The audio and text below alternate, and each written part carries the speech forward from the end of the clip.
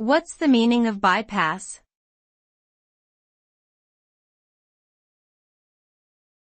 Bypass.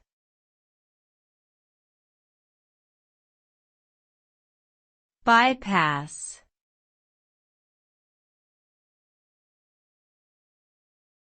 Bypass.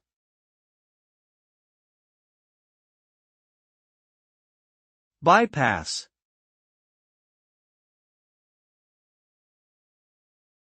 The term bypass refers to the act of avoiding or circumventing something, typically a rule, process or system.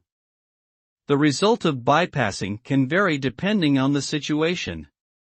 In some cases, it may lead to quicker solutions or shortcuts, but in other cases it may result in negative consequences such as security breaches, safety hazards, or legal violations.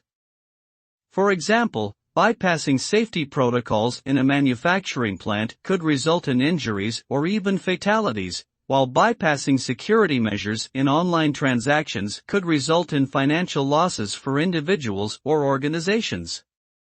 Therefore, it is important to carefully consider the potential outcomes before deciding whether or not to bypass a rule or process.